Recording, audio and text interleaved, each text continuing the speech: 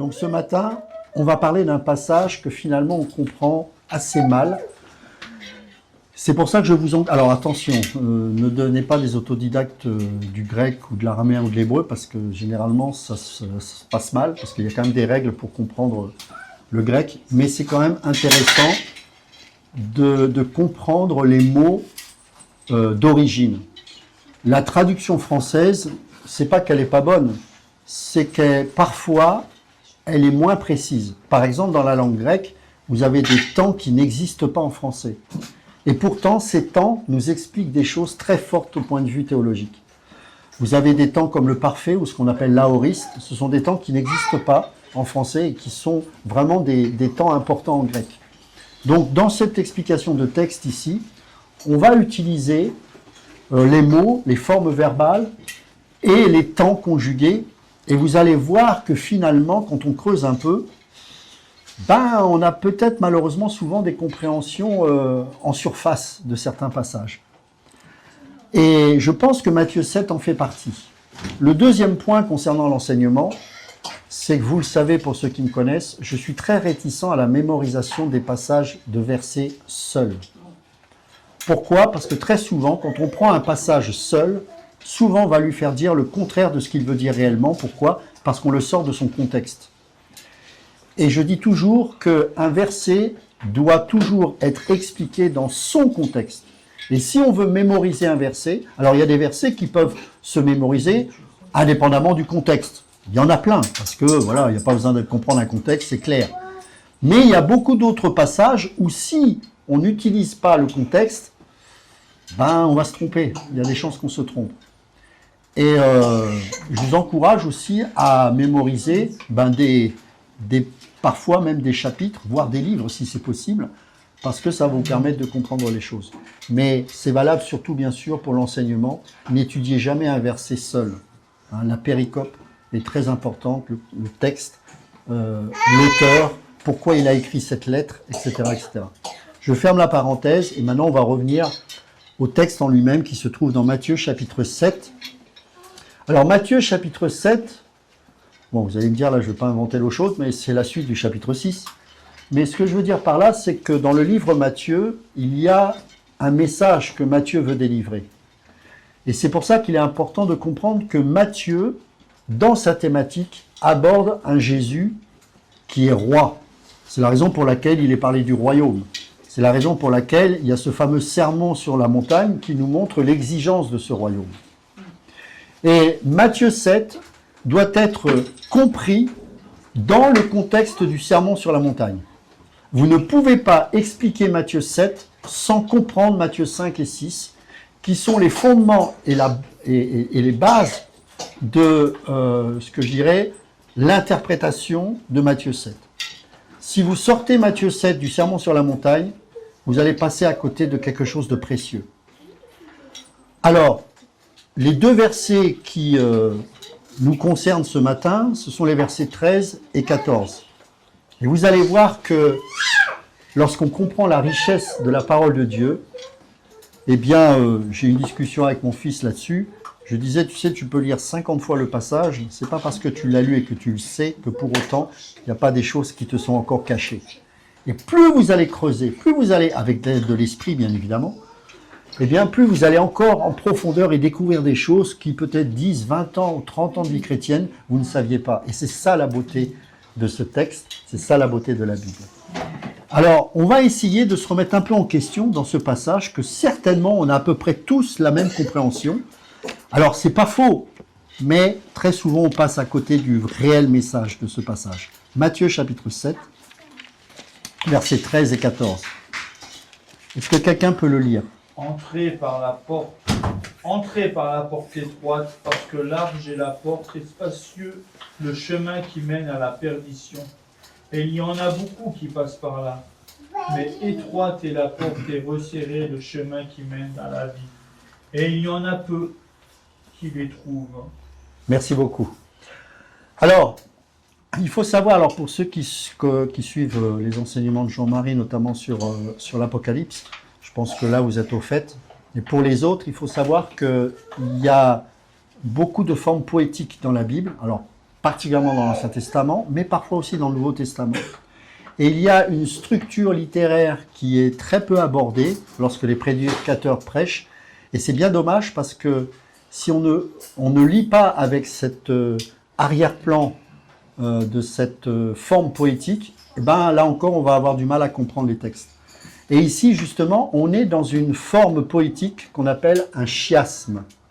Est-ce que quelqu'un sait ce qu'est un chiasme ou un chiasme? Peu importe, en grec, on dit plutôt chiasme. Tu veux expliquer peut-être? Non, tu sais? Pourquoi pas. C'est une forme littéraire qui fonctionne par symétrie. Vous voyez, il y a il y a un effet miroir. Donc par exemple, petit a, petit b, petit c, et ensuite petit b, petit a. Vous voyez, quand on retrouve effectivement des textes qui se renvoient, ou les mêmes thèmes qui sont abordés, entre le a du haut, le a du dessous, le b du haut, le b du dessous, et généralement ce qu'il faut chercher à trouver, c'est le centre du message, qui est le cœur le plus important. Et on retrouve cette structure effectivement dans beaucoup d'endroits. Exactement. Donc, en fait, alors je suis en train de faire chauffer mais logiquement, je vous ai mis un slide qui va vous montrer ça. Vous allez voir, c'est assez facile à comprendre. Donc, on appelle cette structure, imaginez une lettre. La première idée ou le premier mot, c'est A. Ensuite, vous avez B, et ensuite A. Prenons un exemple, parce qu'il n'y a pas que les chrétiens qui utilisent, ou les juifs qui ont utilisé les chiasmes. On va prendre par exemple une syntaxe de Montaigne. Il dit « Qui craint de souffrir, il souffre déjà de ce qu'il craint. » Qui craint de souffrir, il souffre déjà de ce qu'il craint. Le « a », c'est « craint », qui est le mot du début de la phrase, et le « a » de la fin, c'est encore le mot « craint », qui est le mot de la fin de cette phrase. Je répète, « Qui craint de souffrir, souffre déjà de ce qu'il craint. » « A » craint. Donc vous le retrouvez au début de la phrase et à la fin. Et le B, c'est souffrir. Qui craint de souffrir, souffre déjà de ce qu'il craint. Donc vous voyez que vous avez cette forme A, B, B, A. A qui est craint, B, souffrir. Encore B, souffre déjà. Et on termine par A, craint. Vous voyez un peu la forme? Oui. A, B, B, 1. Craint, souffrir, souffre, craint. Et bien c'est exactement cette forme-là que vous allez retrouver dans Matthieu. Mais le temps que ça chauffe, on va expliquer. Alors, ici, le mot porte. Je suis sûr que la plupart d'entre nous, on pense, et c'est pas tout à fait faux, mais c'est pas non plus tout à fait exact, que, voilà, je rentre par cette porte, alléluia, tout va bien, c'est bon. J'y suis, j'y reste. Alors, c'est pas faux, mais c'est pas la porte d'une maison. C'est pas la porte d'une maison. Le contexte, n'oubliez pas, Matthieu s'adresse aux Juifs. Et en tant que Juif, il ne parle pas de n'importe quelle porte. Il y a deux mots qui sont utilisés pour le mot porte. Il y a le mot tira en grec, qui signifie effectivement porte de maison. Mais ce n'est pas ce mot-là qu'il utilise. C'est le mot pul. P-U-L-E. Et en grec, c'est quoi? Et n'oubliez pas qu'il s'adresse aux Juifs, donc ils comprennent très bien de quel type de porte il s'agit. Eh bien, c'est la porte d'un mur fortifié. En fait, c'est l'entrée de toute la ville où siègent les autorités. Rappelez-vous, dans l'Ancien Testament, on l'a souvent vu, notamment avec Lot qui siégeait aux portes de la ville. Les autorités, les maires, voilà, ce qui est l'équivalent des maires d'aujourd'hui, siégeaient, délibéraient aux portes de la ville. Rappelez-vous, Absalom, lorsqu'il voulait calomnier son père en interceptant les gens qui voulaient délibérer devant le roi en disant « mais ta cause est juste, mais il ne te donnera jamais justice ». Il se trouvait où quand il délibérait? Il le faisait exprès, hein, c'était de la provocation, à la porte de la ville, Absalom. Donc en fait, la porte, c'est pas une porte d'entrée de maison. C'est une porte qui nous donne accès à l'entrée de la ville et elle est sur le mur fortifié. Ça, c'est le premier point. Mais c'est pas seulement une porte qui est large. Toutes ces portes-là, en fait, il y en avait trois. Il y avait une porte, la fameuse Pul, qui est de la grande porte qui donne accès à cette ville et on passait par cette porte lorsqu'on venait faire du commerce. Par exemple, lorsque les chariots venaient pour faire le marché dans la ville, bah, évidemment, ils passaient par cette grande porte parce qu'il y avait de la place. Lorsqu'il y avait des cérémonies religieuses, etc., bah, la foule accédait à cette porte. D'accord ? Mais sur chaque côté de cette porte, il y avait des petites portes. 2 petites portes. Et ces petites portes, elles n'étaient pas larges. On y entrait un par un. C'était des portes qu'on appelle d'urgence, pour des passages individuels. Et quand les Juifs entendaient cette expression de porte, ils savaient très bien que ce n'était pas seulement une porte large, mais il y avait aussi ces 2 petites portes étroites qui se trouvaient sur les côtés, et bah, on n'y rentrait qu'un par un. La foule ne pouvait pas passer par cette porte, c'était des portes individuelles. Vous voyez l'importance dans cette explication-là? Ici, il est parlé d'une porte étroite. L'étroit, ici, c'est en grec sténos. Et vous savez, j'ai regardé ce que ça signifie, c'est très intéressant. C'est un détroit. Est-ce que vous savez ce que c'est qu'un détroit? C'est quoi un détroit? On en parle beaucoup en ce moment. Un détroit. Passage étroit. Exactement, c'est un passage étroit. Ça peut être aussi un canyon. Pour ceux qui ont déjà fait de la randonnée dans des canyons, c'est particulier un canyon, parce que c'est resserré, c'est oppressant. Et c'est comprimé par des obstacles. On a parfois la sensation d'être écrasé des 2 côtés. Donc on pense effectivement à une faille entre 2 parois, et qui serait comprimée par une force extérieure. En fait, cette porte, c'est un détroit qui vous serre. Et vous savez que ce mot sténos n'apparaît que 3 fois dans le Nouveau Testament. Et tous dans le même contexte. Donc, on a cité le verset 13, le verset 14, mais également Luc chapitre 13, verset 24. Quelqu'un peut le lire. Luc chapitre 13, verset 24.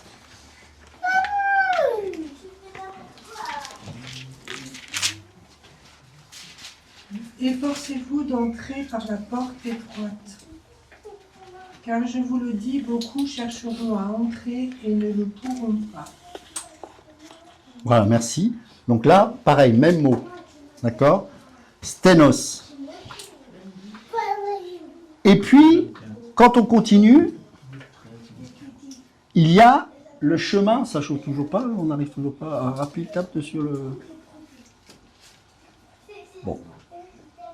Tu sais, tu sors et tu remets le cap. Il y a ce qu'on appelle le chemin resserré. Le chemin resserré, en fait, malheureusement, on ne peut pas le traduire dans sa vraie signification, parce que resserré ici, c'est pas un adjectif. En grec, c'est un verbe. Donc du coup, c'est compliqué parce que on n'a pas le mot, nous, on n'a pas le verbe en français. Et donc en grec, c'est un verbe qui signifie en fait teklimen, teklimen. Et le temps de ce verbe est très particulier. C'est un participe parfait passif.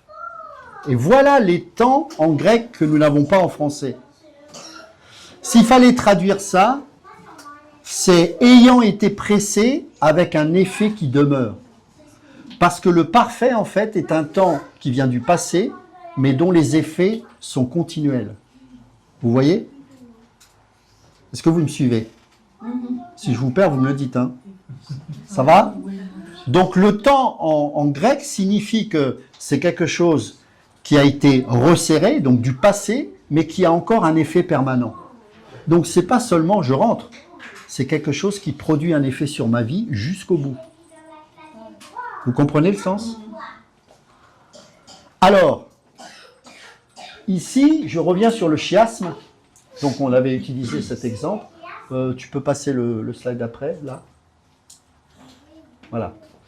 Ici, dans le verset 13 et 14, vous avez porte large, en parallèle avec la porte étroite. Vous avez le chemin spacieux avec le chemin comprimé.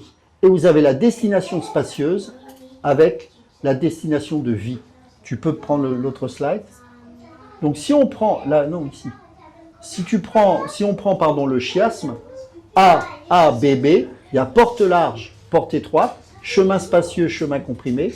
Et ici, porte large, porte étroite, destination perdue, destination vie. C'est très intéressant parce que si on prend la porte large, effectivement, c'est un chemin spacieux. Si on prend la porte étroite, c'est un chemin comprimé. Mais si on prend cette porte large, nous sommes perdus, car elle nous mène à la perdition. Mais si nous prenons la porte étroite, elle nous amène à la vie. En fait, ces portes-là, ce n'est pas un accès, c'est un chemin. C'est un chemin. Ça change tout, hein. Ça change tout. Et quand vous regardez le chemin resserré de Tétlimène, cette action n'a pas... Vous remarquez que dans la phrase, dans la construction de cette phrase, eh bien, cette action n'a pas été accomplie par le sujet de la phrase, puisqu'elle a été subie par le sujet. La porte étroite, large est la porte, spacieux le chemin qui mène à la perdition, mais étroite est la porte, resserrée le chemin. Donc, ce qu'on doit savoir, c'est mais qui est à l'origine de ce resserrement? C'est la question qu'on doit se poser. En fait, ce chemin, il a été passé ou pressé par une force extérieure. Et c'est cette force-là qu'on doit découvrir. Qu'est-ce qui fait que ce chemin est resserré? Quelle est cette force extérieure qui agit? La racine du mot tétlimène nous donne la réponse. Le mot en grec, c'est klibo. Et le verbe qui vient de cette racine tiblo, c'est klipsis. Vous savez ce que ça signifie? Et là, vous avez la réponse. Tribulation, affliction, persécution. C'est-à-dire que lorsque nous prenons ce chemin, ce qui nous resserre, c'est la tribulation, c'est l'affliction, c'est la persécution, l'affliction, pardon, et la persécution. Tout expliqué dans les textes. Donc c'est pas juste une porte, on rentre. C'est beaucoup plus profond que ça. C'est qu'en passant par cette porte étroite, d'ailleurs, on y passe un par un, ça veut dire que c'est individuel, mes amis. Cette porte étroite, c'est pas un troupeau qui rentre, c'est un par un. Un par un. Et une fois qu'on rentre, c'est pas terminé.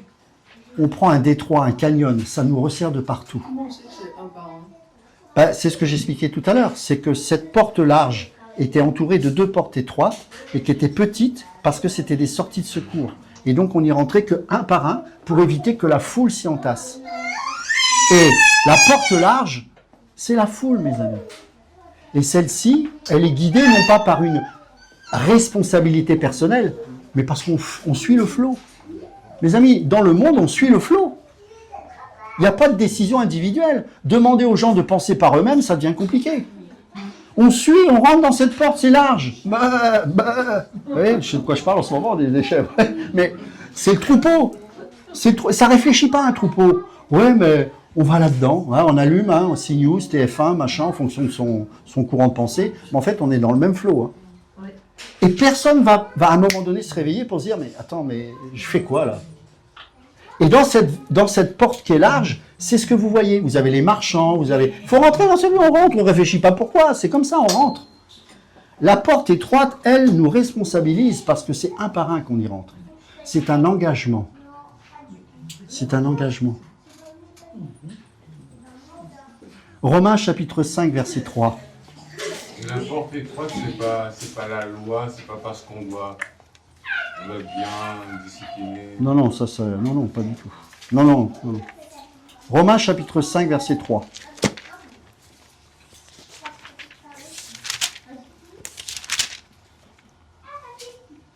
Bien plus nous nous glorifions même dans des afflictions. Affliction ici, c'est kliplis. C'est le même mot. Car l'affliction produit la persévérance, la victoire dans l'épreuve, et cette victoire, l'espérance, etc., etc. On retrouve ce même mot également dans 2 Corinthiens, chapitre 4, verset 17. 2 Corinthiens, chapitre 4, verset 17.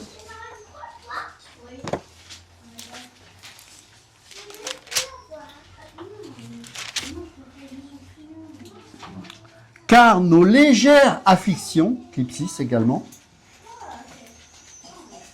car nos légères afflictions du moment présent produisent pour nous, au-delà de toute mesure, un poids éternel de gloire. Et enfin, Apocalypse chapitre 7, verset 14. Apocalypse chapitre 7, verset 14. Je lui dis, mon Seigneur, tu le sais, il me dit, ce sont ceux qui viennent de la grande tribulation.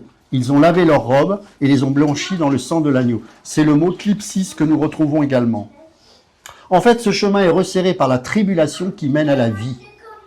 Le chemin de la vie, mes amis. Rappelez-vous quand Jésus dira, je suis le chemin, la vérité et la vie. Ce sont des portes. Mais vous remarquerez que pour goûter à cette vie, il se passe des choses pour aller dans le temple, dans le lieu très saint. Il y a l'autel du sacrifice. Il y a la consécration. Il y a toutes ces choses-là qui nous amènent sur ce chemin de la vie. Mais c'est un chemin. C'est un chemin. Et ça met sous pression. Parce que ce chemin est étroit. Car dans le monde, suivre Christ, ça sert, mes amis. Et ça produit l'affliction. Ça met sous pression. C'est le discipulat. Être comprimé par la tribulation. Marc 6, Jésus nous avait avertis comme une source de bénédiction. Il nous dit, vous aurez des pères, des mères, des frères et des sœurs avec des persécutions. C'est une bénédiction. C'est un signe de notre appartenance et que nous sommes sur ce chemin-là. En voyant ce chemin, eh bien, mes amis, la majorité prend la porte large. Mais Ludo, Oui. des fois comme il a fait ce témoignage, des fois c'est notre propre corps qui nous trahit. C'est pour ça que je parlais de la loi, parce que des fois on n'a pas des tribulations, mais on a déjà des tribulations dans notre propre corps. C'est pour ça que je parlais de la loi tout à l'heure. En fait, Tu vois ? ce chemin-là, quand on parle des tribulations, des afflictions, c'est pas seulement la persécution des gens qui te combattent parce que tu es chrétien. C'est aussi ce que tu dis là. Il y a personne qui vous combat, c'est pour ça. Non, mais il y en a qui peuvent te combattre. Mes propres combats déjà, tu vois. Voilà, donc c'est aussi les combats personnels, c'est aussi nos luttes avec le péché, effectivement. Pourquoi ? Parce que c'est quelque chose où tu sais que tu ne t'appartiens plus et que l'esprit qui est en toi te contrit à chaque fois que tu t'écartes de la voie du Seigneur. Eh bien, c'est ce chemin-là qui est étroit. Celui qui est sur la voie large, moi je suis désolé, on parle de la voie large. Bon, on parle des gens du monde. Il n'y a pas que les gens du monde. Quand on voit le christianisme d'aujourd'hui, la porte est large. Parce que les gens ont une vision d'un Jésus, youplaboum, c'est beau, c'est machin, il est là pour te guérir. Moi, j'ai même des gens qui m'ont repris sur YouTube en disant « Comment tu peux dire qu'en tant qu'enfant de Dieu, on peut être éprouvé puisqu'il a tout pris à la croix et que désormais, eh bien, il nous donne l'argent, il nous donne la santé, il nous donne la richesse. » Il y a des gens qui disent ça. Mais mes amis, pour moi, ils sont pas chrétiens. Ils ont dans une porte large. On leur a présenté un faux Jésus, un faux Messie. Donc la porte large ne concerne pas seulement les païens, mais également les faux chrétiens. Et tant que ça va, finalement oui, mais à la moindre épreuve, ça va faire pchit. Alors dedans, il y a des gens qui se tourneront vers Dieu, j'ose espérer, ou qui sont de Dieu, mais qui sont encore dans l'erreur, mais Dieu va les éclairer. Mais ce que je veux dire par là, c'est que c'est pas cette porte-là, le christianisme. Et ça peut mettre une source de découragement pour les enfants de Dieu véritables, qui eux se disent, mais alors, je suis maudit, moi, je galère, des fois, j'ai pas toujours l'argent qu'il faut. Parce que ce que je vous dis là, c'est un encouragement, sachez-le. C'est pas pour vous dire, vous devez traverser. On doit rien du tout, on y est dedans, de toute façon. Mais c'est juste pour vous dire, n'ayez pas peur et soyez encouragés. Oui, vous êtes sur le bon chemin. Et parfois, vous vous sentirez condamné, non pas par Dieu, parce que Dieu ne condamne pas ses enfants, puis il les reprend, ce qui n'est pas la même chose. Mais vous vous sentirez condamné par des soi-disant chrétiens qui vous diront « Mais je comprends pas, c'est un enfant du Dieu, tu devrais être riche, tu devrais être en bonne santé, tu devrais être béni. » Mais le christianisme, c'est pas le sujet, ça. Le christianisme, c'est pas ça. Le christianisme, c'est de marcher sur ce chemin qui est étroit. Par conséquent, vous devez être encouragé parce que, oui, peut-être votre vie est difficile, peut-être c'est pas simple, mais vous êtes sur le bon chemin. Vous êtes sur le bon chemin. Je vous connais à peu près tous. Tous, vous me confiez que c'est galère, que c'est compliqué. Ne nous voilons pas la face. Mais c'est des épreuves.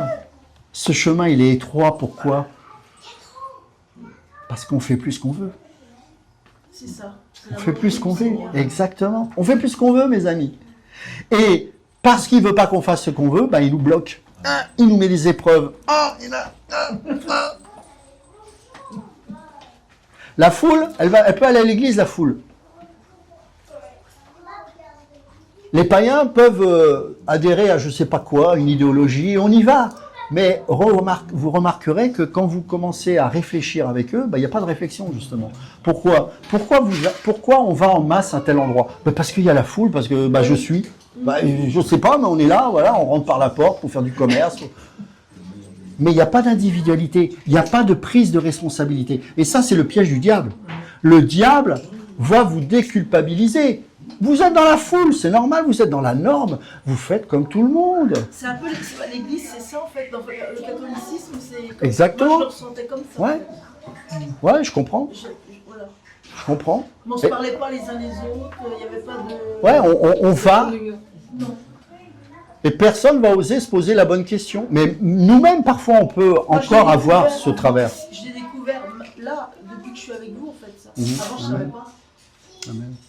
Donc, voilà, c'est qu'à un moment donné, le Seigneur, il doit nous saisir individuellement et dire, ok, tu vas où là? Je sais pas, je vais, c'est dimanche matin, faut y aller quoi. C'est ça. Non. Un par un, on passe. Toi, que dis-tu de moi? Que dis-tu de moi? Tu es le Christ, le Fils du Dieu vivant. C'est pas la foule qui a proclamé ça. La foule a dit, ouais, c'est le Messie, super. C'est la même foule qui a dit, crucifie-le. Mais Pierre, qu'est-ce que vous, mes disciples, qu'est-ce que vous dites chacun de moi? Ça s'appelle être responsable. Être responsabilisé. Vous savez, on ne franchit pas la porte pour finir, mais pour commencer. La porte n'est pas une destination finale, c'est le commencement de notre chemin avec Dieu. C'est pas la même chose. Et ça commence par le sermon sur la montagne. Matthieu 5 nous décrit le caractère du disciple qui est serré par la vie. C'est un manuel de compression progressive. Heureux les pauvres en esprit. Et petit à petit, ça sert. Il est dit dans la loi, tu parlais de la loi, mais moi je vous dis que ça sert encore plus. Évidemment, ne prenez pas la lettre d'arracher l'œil et tout ça. Mais il faut comprendre l'idée derrière. C'est que, attention, la vie avec Dieu, c'est quelque chose qui va vous resserrer de plus en plus. Et donc, Matthieu 5 nous décrit ça et cette progression. Et chaque chapitre, chaque exigence ferme un peu plus les côtés.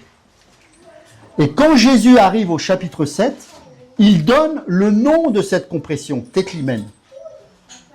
Et peu prennent ce chemin car il fait fuir.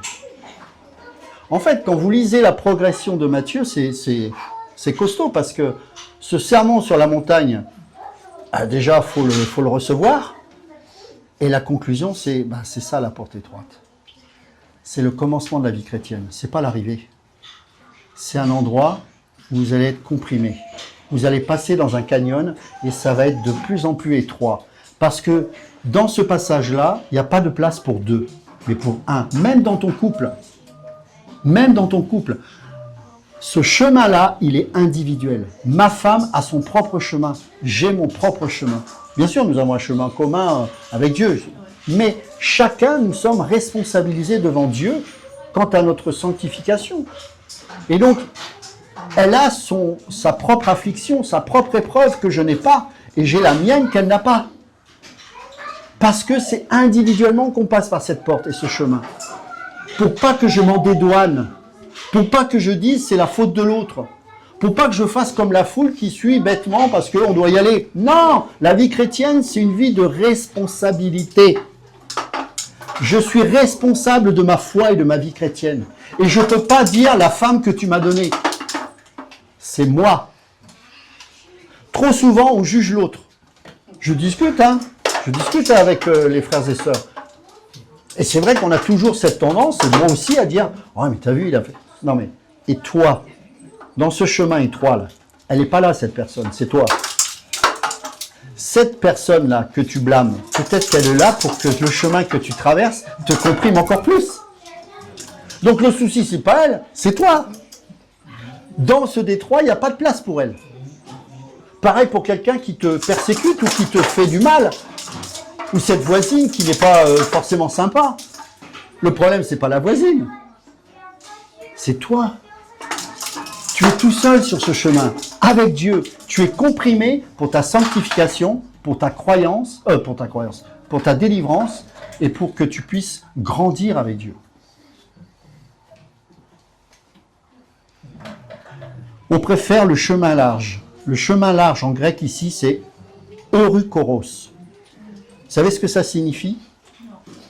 Foule, agora, confort. C'est quelque chose de ample. Le mot euri, dans eurukoros, c'est ample, vaste. Et le mot koros, c'est espace, lieu ouvert. En fait, c'est une région de vaste étendue. On ne prend pas de décision, on suit la foule. Je ne sais pas avec qui j'avais échangé sur Midnight Express. Ça, c'est quelque chose qui m'avait marqué. Tu en avais parlé avec Ouais, c'était avec toi. à l'église. À l'église, oui. Ouais, tu en avais parlé. Oui, c'est vrai. Celui qui a fait la contre-courant, C'est ça. Voilà. Ah oui. En fait, il suit la foule. Et finalement, il arrive. Et puis à un moment donné, il se réveille, il se dit, mais non, non, non, si je veux m'en sortir, il faut que je marche. Je ne peux pas blâmer les autres qui marchent dans le même sens. Moi, qu'est-ce que je fais? Je décide de marcher au sens inverse. Et à partir de là, il a commencé à retrouver sa lucidité. Mais mes amis, nous avons tous cette lutte. Parce qu'à un moment donné, on ne peut pas se réfugier. Ouais, mais tout le monde pense ainsi. Donc, non, non, non, non, non. Tu as tes responsabilités à prendre. Tu as des décisions à prendre. Et parfois, elles iront souvent à contrario de ce que le monde ou même de ce que le christianisme t'encourageait à faire ou à vivre. On a déjà goûté un petit peu ça. Rappelez-vous à l'époque où il y avait le vaccin. C'était très problématique pour beaucoup parce que ça se bataillait, le prend pas. Souvent les gens se disaient, je me soumets, je le prends. Mais quand vous grattiez un petit peu sur la réflexion, pourquoi tu le prends? La réponse était toujours la même. Parce que tout le monde le prend. Donc si tout le monde le prend, c'est que ça doit être bon. C'est pour ça qu'il y a beaucoup d'appelés mais peu d'élus. Parce que le peu d'élus ne se contente pas de dire tout le monde le prend, donc c'est que ça doit être bon. Il se dit, même si tout le monde le prend, si Dieu me dit que c'est pas bon, je ne le prendrai pas. Là, je ne dis pas qu'il ne faut pas le prendre, c'est pas le sujet. Mais c'est pour vous faire comprendre la démarche. C'est que la responsabilité individuelle nous poussera à une forme de résistance. Qu'est-ce qui fait qu'il y a aussi peu de résistants pendant la Deuxième Guerre? C'est parce qu'ils ont individuellement pris leurs responsabilités. Et comme disait Jésus, avant de t'engager, prends du recul et regarde. C'est pour ça que les lâches n'hériteront pas le royaume de Dieu. Exactement. Courage. Exactement, tu as raison. Et ces gens-là, quand ils sont rentrés en résistance, je pense qu'ils ont réfléchi quant au coût que ça impliquait derrière. Ils savaient que pour la plupart d'entre eux, il y avait de fortes chances qu'ils meurent, ou qu'ils soient torturés, ou je ne sais pas quoi. Et un chrétien, il a cette conception de la vie qui lui fait dire ouais, je sais jusqu'où ça peut me mener cette histoire. Mais si vous le savez dès le départ, ça vous permet de rester beaucoup plus ferme et d'accepter que ce chemin vous compresse. Et vous n'y voyez pas comme une malédiction, contrairement aux autres qui vous disent « Oh, mais si tu es chrétien, comment tu peux vivre ça ?» Non, parce que vous vous souvenez que dans Marc 6, Jésus dira « C'est une bénédiction. C'est la marque que je ne suis pas dans le monde, dans la foule qui suit, mais que je suis comprimé parce que j'appartiens au Maître. » Donc soyez dans la joie. Et c'est ça la thématique du sermon sur la montagne. Soyez heureux lorsqu'on vous rejettera, lorsqu'on vous persécutera. Pourquoi? Parce qu'il n'y a pas de bonheur à être persécuté. La persécution en elle-même ne procure pas de bonheur, bien sûr que non. Mais le fait même que nous soyons persécutés montre que nous lui appartenons. Parce que nous n'épousons pas le système de la foule qui... Vous n'avez pas remarqué dans la société d'aujourd'hui, tout est fait pour que nous ne pensions plus par nous-mêmes. C'est impressionnant.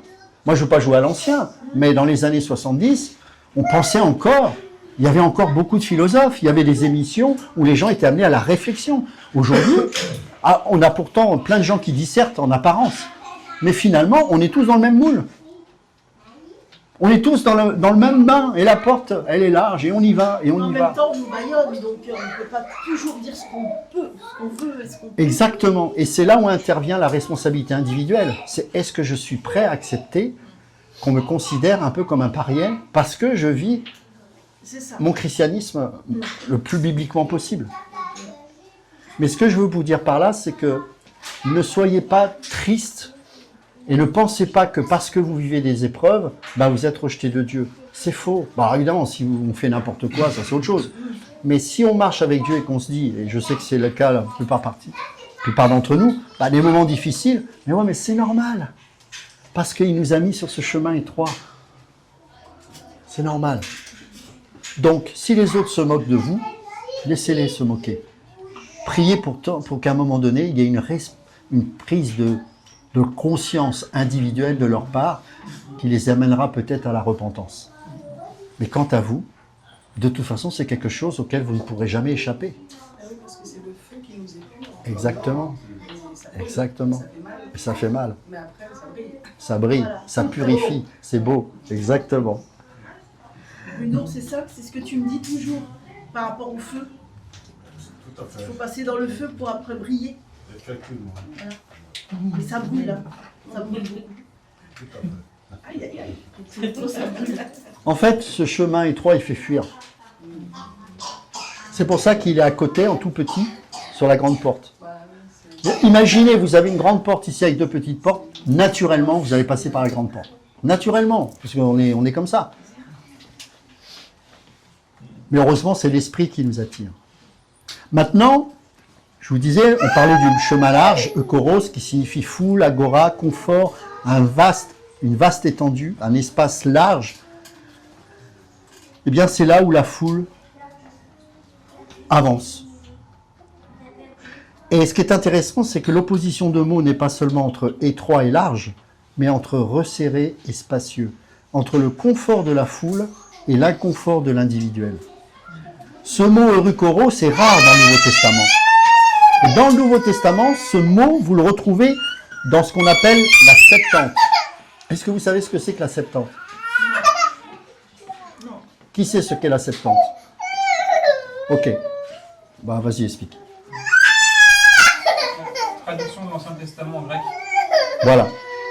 Donc en fait, dans cette Bible qu'on appelle la Septante, l'Ancien Testament en fait plus particulièrement, c'est des Juifs qui ont traduit l'Ancien Testament en langue grecque.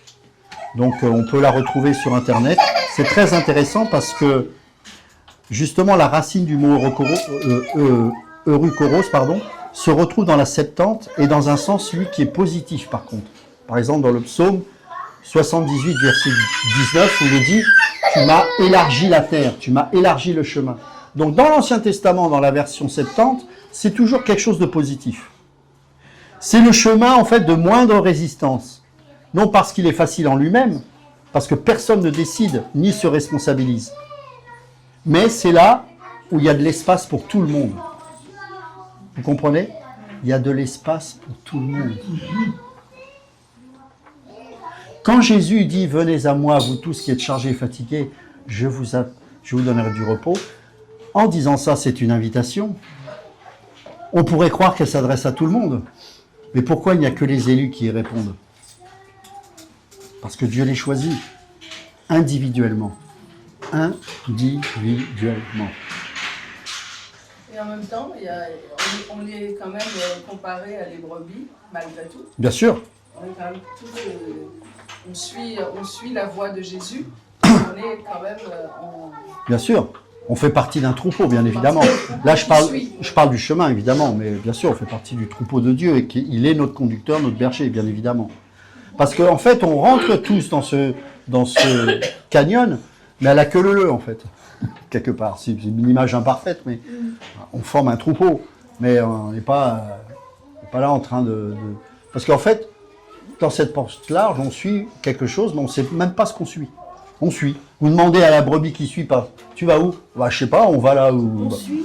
Et il y va, lui. Ouais, mais c'est ça. tu lui as demandé où il va? Ah non. Demande-lui. On va où? L'autre, il va dire, je sais pas, mais on y va. On suit la foule. Ouais. Quand on vous demande où vous allez, vous savez. Je vais au ciel. Pourquoi? Prétentieux. Ah non, mais moi, je n'ai pas la capacité. Hein. Mais il m'a mis sur un chemin, je ne peux plus y échapper. Je suis contrit. Et je sais que tout ce qu'il est en train de faire, c'est pour que je sois éclairé dans ma vie et que je puisse prendre possession pleinement de cette espérance le moment voulu. Ah bon? Ah oui. Donc individuellement, vous êtes capable de répondre de ce que vous vivez. La foule, non. Parce que la foule ne sait pas qui ils suivent, nous on sait qui. Exactement. On est une foule aussi, mais on sait qui. C'est ça. Eux ils sont une foule, mais ils ne savent pas qui. Non, ils ne savent pas. Alors certains auront peut-être la prétention de dire moi je sais où je vais. Et encore, c'est très rare. Souvent, il y en a même qui disent, je sais que je vais aller en enfer, mais c'est par provocation, parce qu'ils n'y croient pas en fait. Ouais.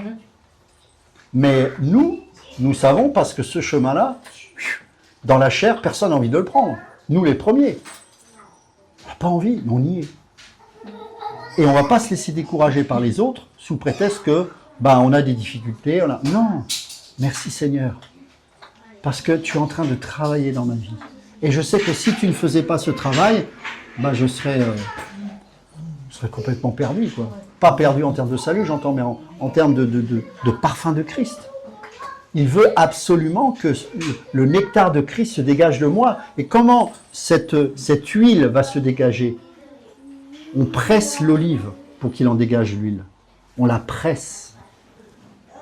Ce chemin-là nous comprime, nous presse pour que l'esprit se manifeste au travers de nos vies.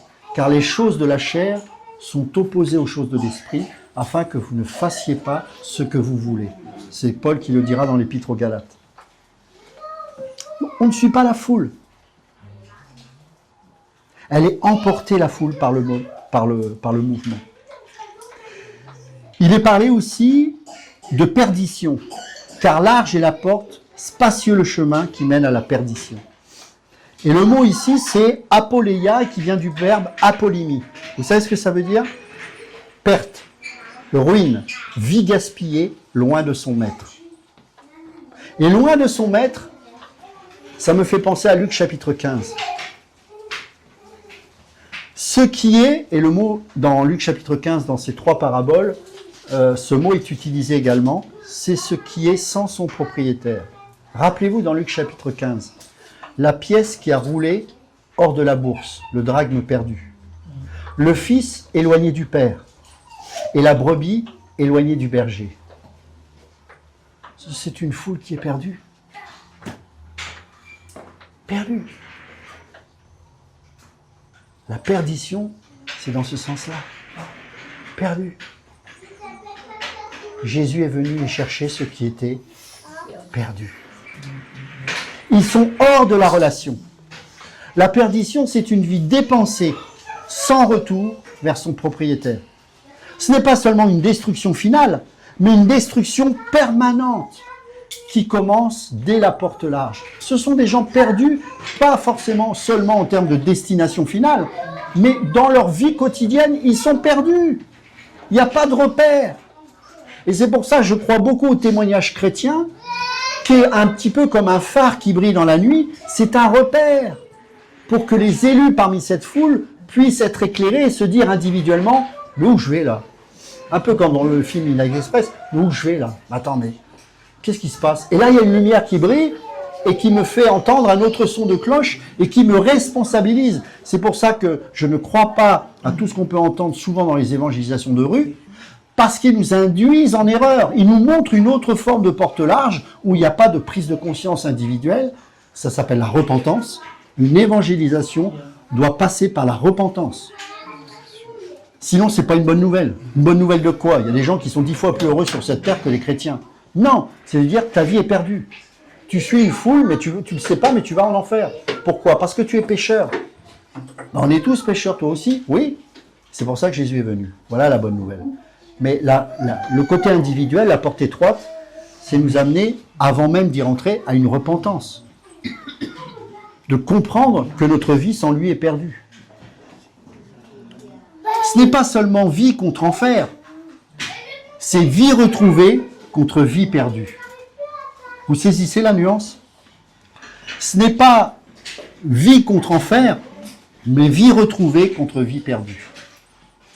Les amis, c'est une question de vie.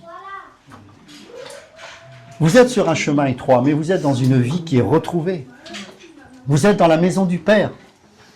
Vous êtes sur le chemin et vous êtes pressé par l'amour de Christ. Car l'amour de Christ nous presse, nous dit l'apôtre Paul. Et cet amour fait que, il ne nous emmène pas n'importe où.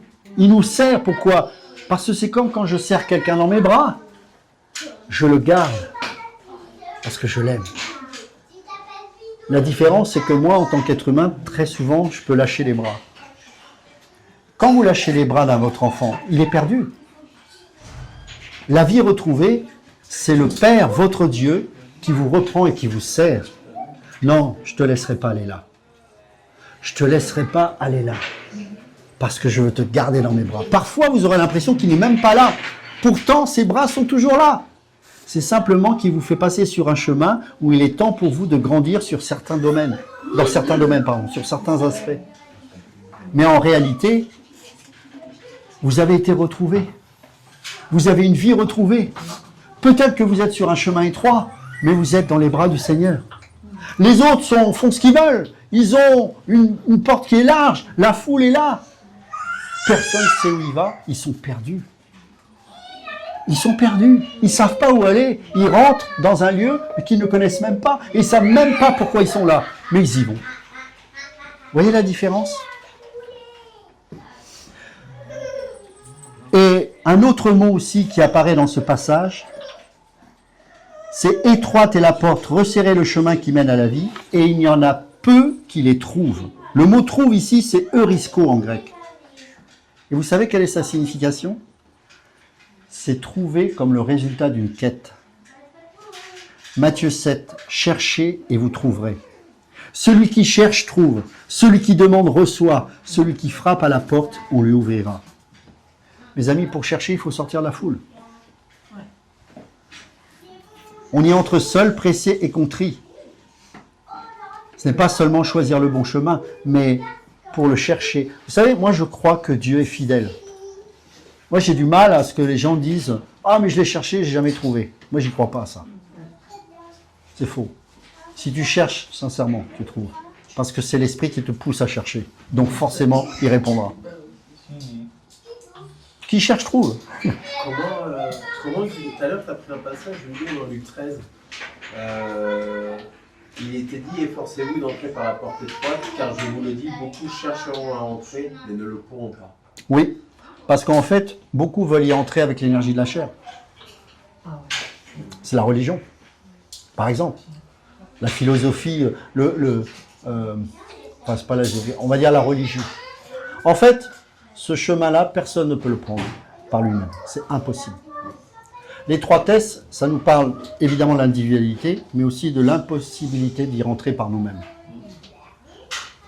C'est la force. Jésus dira, personne ne peut venir à moi si ce n'est l'esprit qui l'attire. En fait, c'est fort. C'est-à-dire que l'esprit, c'est l'aimant qui t'attire, non pas pour aller vers une porte large, pour une porte étroite. Pourquoi? Parce que s'il n'y a pas l'esprit pour t'attirer, tu ne la prendras jamais, cette porte. Tu comprends? Beaucoup y essayent. Mais ils viennent avec quoi? Leur valise, ils viennent avec leurs copains, ils viennent avec leur philosophie, ils viennent avec leur conception de Dieu même. Et ça ne rentre pas. Ça ne rentre pas. C'est un rapport avec le verset qui dit celui qui n'entre pas par la porte est un voleur. Oui, aussi, bien sûr. Bien sûr. Le brigand vient avec ses propres concepts. Comme il sait que ça ne peut pas rentrer, ben, il va essayer de trouver un autre endroit pour venir avec ses bagages. Mais ça ne marche pas. Et c'est là où c'est fort, c'est qu'ils cherchent quand même à rentrer. Bien sûr. Mais ils ne peuvent pas. Ouais. Et c'est ça où c'est fort. Hein. Ouais. Le royaume est fermé. Ouais. Ça, je sais qu'on a du mal avec ça, mais ouais. C'est vrai. Ouais, c'est encore, ça nous ramène à Abel et Caïn. Caïn Oui. Qui a offert Pareil, quelque rejeté. chose de sa chair. Hein. Et Abel C'est ça. Qui a offert C'est ce ça. que Dieu attendait de lui. Exactement, exactement. C'est un bon Les exemple. deux voulaient ça. plaire à Dieu, les deux en fait. Sauf que l'autre, il voulait passer par la fenêtre. C'est ça. Non, c'est un bon exemple. Matthieu chapitre 24, verset 13. Celui qui persévérera jusqu'à la fin sera sauvé. On a une très mauvaise compréhension de ce passage. Alors, j'ai dit, oh, si je ne persévère pas, je ne vais pas être sauvé. Ça n'a rien à voir. En fait, il est en train de nous expliquer, ce verset, c'est un repère pour savoir si je suis bien sur ce chemin étroit. Parce que celui qui persévère, c'est celui qui se trouve sur ce chemin étroit. Donc la question qui doit se poser, c'est pas « j'ai intérêt à faire ça, sinon je ne vais pas être sauvé », c'est « Seigneur, je suis sur ce chemin-là. Je veux aller à gauche, tu m'en empêches. Je veux aller à la droite, tu m'en empêches. J'aimerais faire ceci, et parfois je tombe, mais à chaque fois tu me reprends et tu me relèves. » Et donc, ce verset doit nous faire prendre conscience de notre nouvelle nature. Suis-je un enfant de Dieu ou pas? Suis-je sur ce chemin étroit ou pas? Est-ce que je suis animé de l'esprit qui me contrit? Vous savez, la vie chrétienne, vous ne serez jamais parfait. Vous êtes en chemin, dans un cheminement de perfection, mais vous ne le serez jamais. Il y a des chrétiens, je sais, qui, dans leur théologie, disent « à partir du moment où je suis converti, je suis parfait ». Vous êtes parfait positionnellement si vous voulez, mais vous n'êtes pas parfait dans l'expérience. Sinon, vous ne seriez pas là. Donc, ça, c'est faux de dire ça. Mais sur ce chemin-là, Dieu veut vous transformer, veut imprimer son caractère en vous. C'est Et impossible d'être parfait. Christ est parfait. Il veut que nous le ressemblions. Mais le stade ultime de la perfection, ce sera la résurrection des corps, quand tu rejoindras le Seigneur. Et là, effectivement, il essuiera toute larme, il n'y aura plus de péché, etc. etc. Parce que Mais pour tant moi, que... Élie, s'il est monté au ciel, il peut être parfait. Non, Non, non, D'accord. non. Non, c'est parce qu'il l'a décidé ainsi. Tu vois? Si tu étais parfait, tu ne mourrais pas. Tu vas mourir. Non, mais La si on mort, a pas de mauvaises pensées, on ne fait pas de bêtises. Ça existe, ça? On croit en Jésus-Christ. Ça existe? Moi, si je suis ce chemin-là, c'est que je pense que c'est possible, sinon je ne le suivrai pas. Tu penses que c'est possible, mais est-ce que tu es parfait? Est-ce que tu es sans péché? Et ça me Est-ce fait que... penser à un... Non, mais écoute la question que je te pose. Ouais, vas-y. Est-ce que tu es parfait? Est-ce que tu vis en te disant, il n'y a rien d'impur en moi, tout est parfait, je suis clean? Non, mais je ne mène pas des combats que je sais que je vais perdre. Si je pense que je vais y arriver. Ah, bien sûr. Sinon, je vais y arriver. On est d'accord, c'est ce qu'on appelle l'espérance, sinon ça ne sert à rien. Mais quand je dis on ne sera jamais parfait, c'est pas pour dire ouais, c'est fini, on n'y arrivera jamais. On doit tendre vers cette perfection, bien évidemment. C'est un encouragement. On doit vivre et l'esprit nous encourage à ce processus de transformation. Mais il s'opère dans ce chemin étroit. On sera parfait seulement quand on aura revêtu l'incorruptibilité. Exactement. Et donc ce verset, celui qui persévérera jusqu'à la fin sera sauvé, il faudrait le traduire différemment. Il faudrait dire à ce verset, celui qui persévère jusqu'à la fin verra la réalisation de son salut. Amen. C'est ça que ça veut dire en fait. En grec? Oui. Après, c'est toujours pareil parce que s'il faudrait vraiment traduire en des termes, c'est des bibles qui feraient double de pages, j'en conviens. Mais c'est pour ça que je vous encourage à comprendre les Écritures avec les mots et avec la pensée grecque. Et en fait, à chaque fois que vous retrouvez ces mots-là, vous devez les comprendre dans ce sens-là. Est-ce que quelqu'un peut me lire Luc chapitre 9, verset 23 jusqu'au verset 26 ?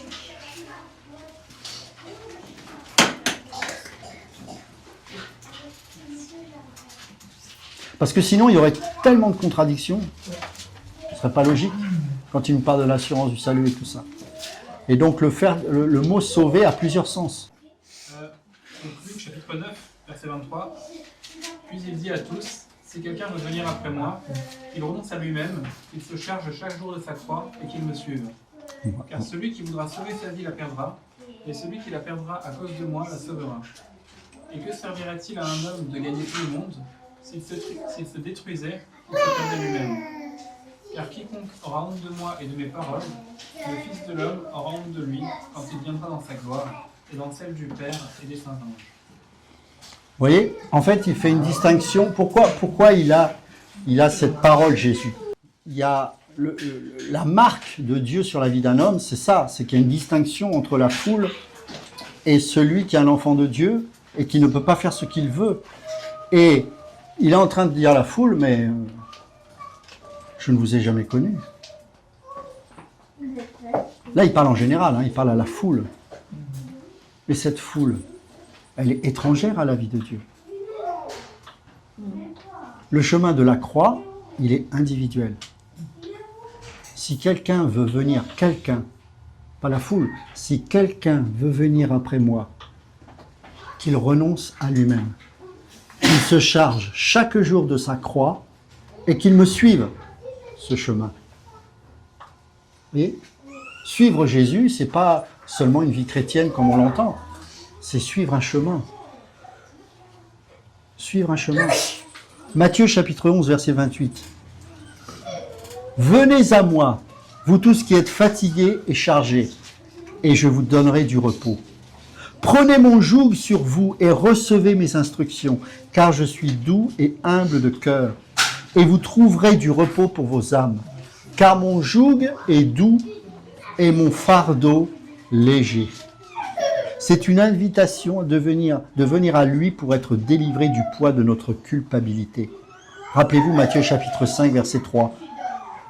Heureux serez-vous. En fait, le bonheur n'est pas dans une meilleure vie prospère, mais dans la délivrance de notre condamnation à cause du péché. C'est-à-dire que sur ce chemin-là, étroit, qui semble si peu reposant par rapport à cette foule qui passe une porte et qui nous donne peut-être accès à une vie matérielle confortable. Oui, peut-être. Mais sur ce chemin étroit, vous allez goûter le repos de Dieu. Vous allez goûter le repos de Dieu. Vous ne pourrez pas vivre le repos de Dieu sur ce chemin large. Le repos de Dieu, c'est notre oasis quand on traverse ce désert aride. C'est qu'à chaque instant, le Seigneur nous donne une paix. La paix dans le confort, bon, je veux bien, mais ce n'est pas forcément ce qui va marquer la différence. La paix dans les épreuves, la paix lorsqu'on vous rejettera, la paix lorsqu'on se moquera de vous, c'est quelque chose qui n'est pas naturel. La chair ne peut pas produire ces choses. Mais vous la produisez pourquoi? Parce que l'olive pressée fait couler l'huile. L'Esprit de Dieu. Et ses fruits.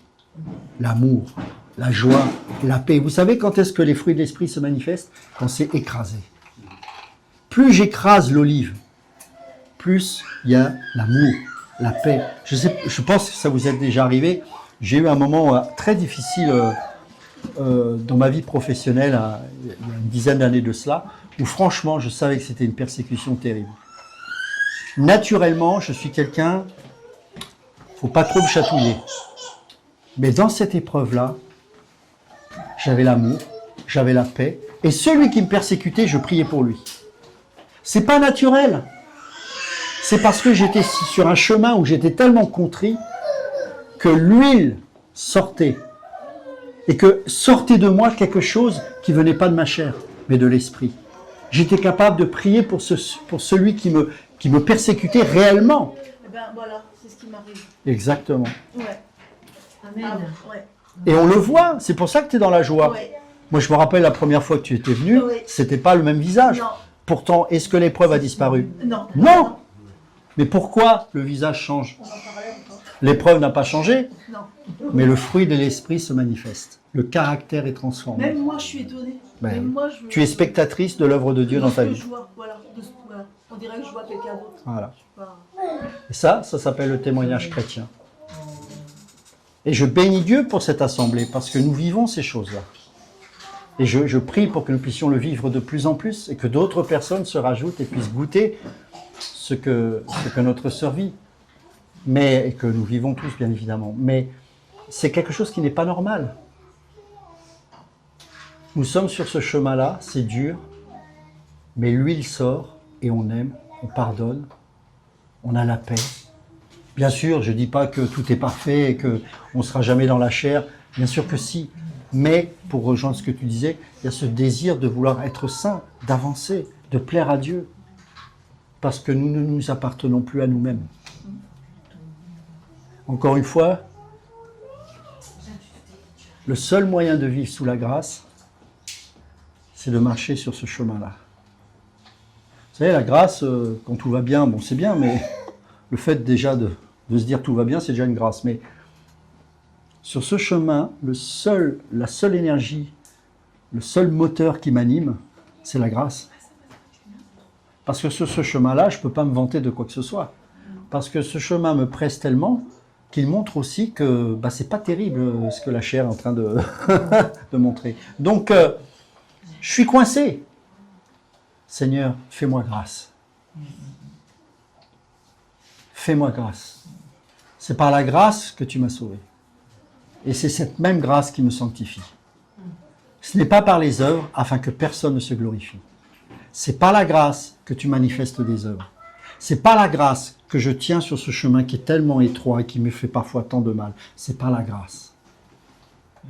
Vous savez, il y a une chose que le chrétien déteste trop souvent lorsqu'il est charnel. Vous savez ce que c'est? C'est pas la sanctification, hein. C'est la grâce. Pourquoi? Vous savez pourquoi? C'est très simple. Parce que la grâce, on n'a aucun mérite là-dedans. Et ça nous énerve.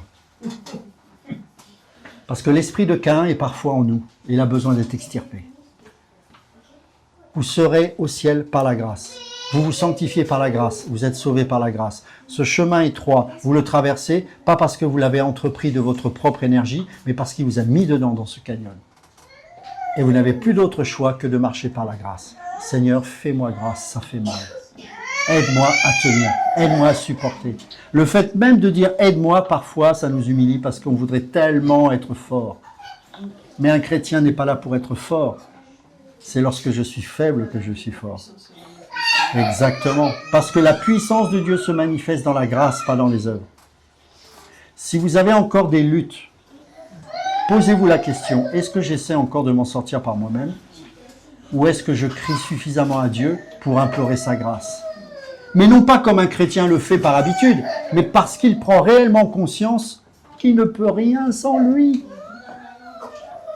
Sur ce chemin qui est vaste, on a plein de moyens à notre disposition. Tu vas pas bien? Va voir un psy. Le psy, il est incapable de te dire où tu vas, hein.